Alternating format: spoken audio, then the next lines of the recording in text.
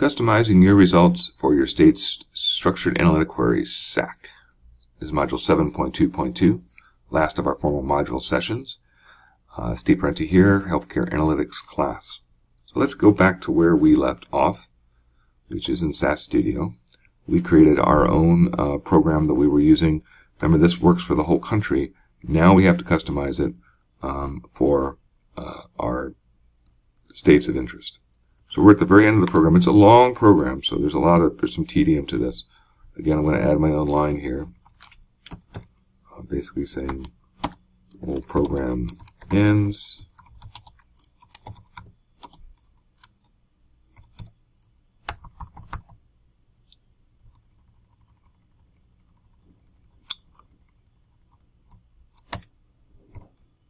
and actually we're going to just copy all this, Control C, Control V, new program begins. Okay, so we're going to scroll up. I'm just hitting down Shift and cursors here, and we want to get to the point where we pretty much are running our first set of means, which is right here. It's right after the summary file has been created. You can tell because that's where the P111 output piece would be. We're going to cursor on down here to below, and then we're going to hit Control V, put all the information there. So we're going to start from the top. This is our proc means of what's going on. So we know that our Stateful 7G is what our goal is. We're going to create our own 7G. I think the nomenclature we used or talked about for in the previous module worked pretty well. So just we're going to make it for those states that are for you to analyze. So for me, it's Pennsylvania, New York, and Maryland. And I'm going to set table 7G semicolon by person, and then I'm going to if state any in MD, oops, I'll do it with lowercase here, PA, remember, they have to be in quotes, New York, MD, and semicolon, run. So let's run that super quick, see how it runs out.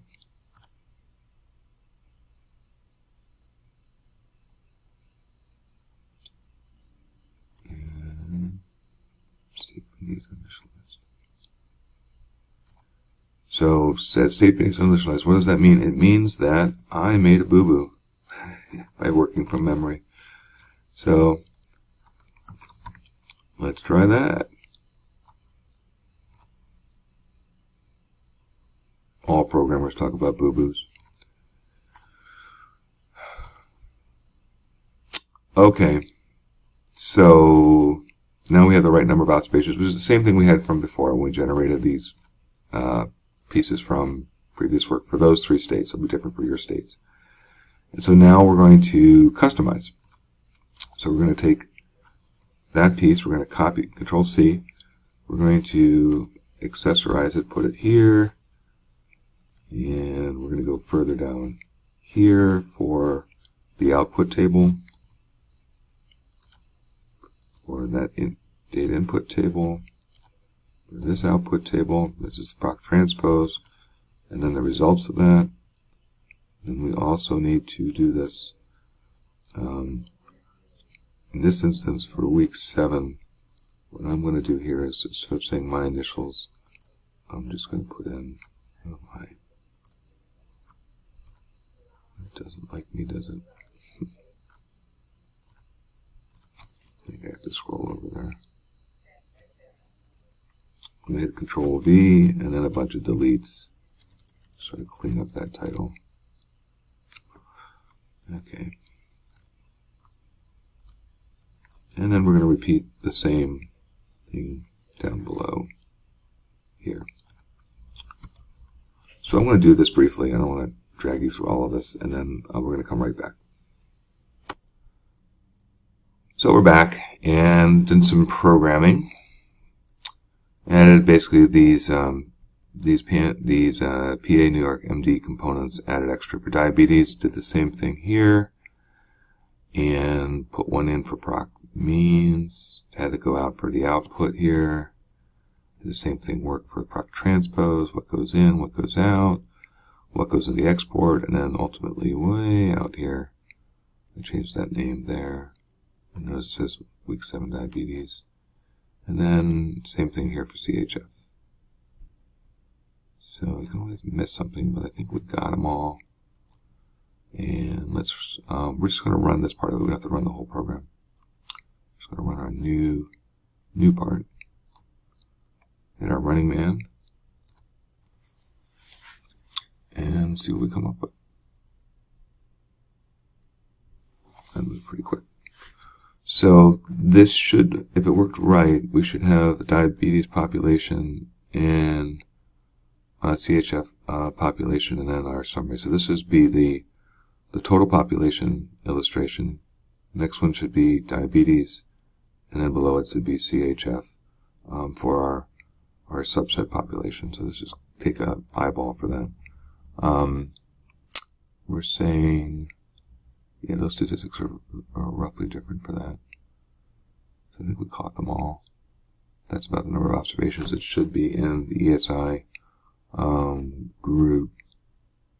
Yep, 21 million for everyone. So that's usually our rough counter. So just to get a sense for who's in the diabetic population for ESI, for our group here, it's about 9 million. It gets flagged.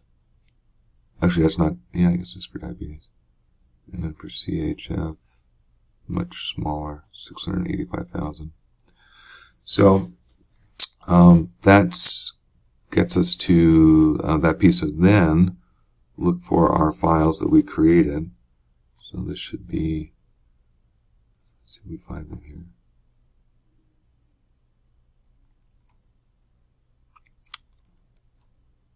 Oops. Not sure what we just did there. Not the pit. There.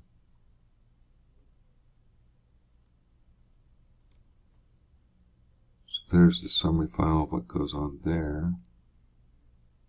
I'm not sure where the other files are.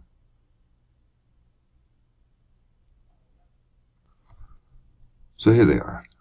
So we have a CHF diabetes file, week 7. There's a strange backup file there too. We also have the initial week 7 as well. So let's just look at getting the Excel spreadsheet one and showing you how to work with these to download them. So let's see here. We did the end.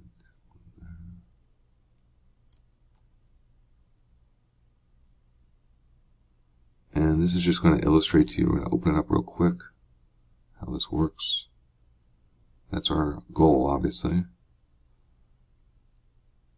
And again, here's our data coming out. Now remember, this is just for diabetes alone. Make this a little bigger so you can see what they are. And just to repeat from before, what we're looking at. This first one is just onshores.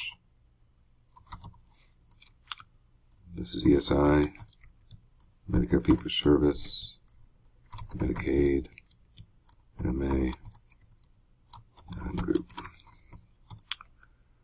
And so we see what our different metrics are, and these are counts, so you can really just take those counts in to see what's going on. Thank you, Vivian. Oh, great help column section.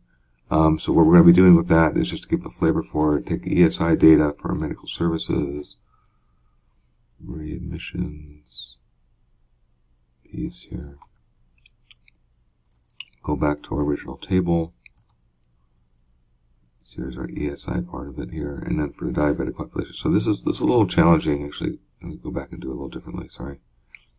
For the diabetic population, we need to make sure we're bringing in the right piece. So let's just go with one that's super simple.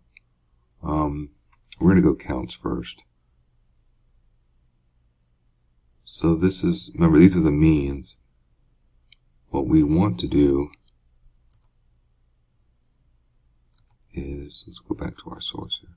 We actually want, the averages in terms of what's there. So just make sure we actually get the average. So for the diabetic population, for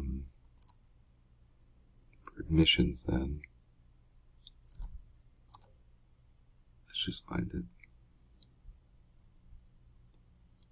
You're not going to use any of the sum variables, you're just going to use the M for the means. Hospital admissions is right here. Control C, over here.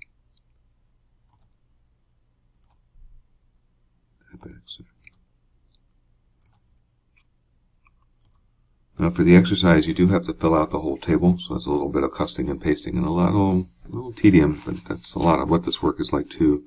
I'm going to make this as realistic as possible. And but the boxes are, again, what you're going to be filling out. Say emergency room visits for the total population. To give you a flavor, one of these, say Medicare fee-for-service hemoglobin A1C. What would that look like? This is a diabetes population for Medicare fee-for-service. HbA1c tests are right here. Do a Control C. Go back. Again, my advice, do the whole table. Then, from there, go out to course, back to assignments, just as you've done for the previous weeks. And do the structured analytic query, 10 questions just as before, with each of those boxes being the reference point. And you'll see all the questions being laid out here, and the cells as well, to put exactly what you need to put in, and then what should be thought of for that, the units that are there. So for example, hemoglobin A1C, which is, let's see, right there, D22, just what's the average number? Just put that number in, and we have the ranges programmed. So that is how that would all come together that way. And then the last part of the really the assignments before putting in your DataWatch memo is then to go to Structured Analytic Query, submit your Excel spreadsheet that sort of has this all filled out for your states with your seed and your name, and then you are done. And it's a lot of content, I know, but it's a lot closer to how you have to really put together all these wonderful tables to get there.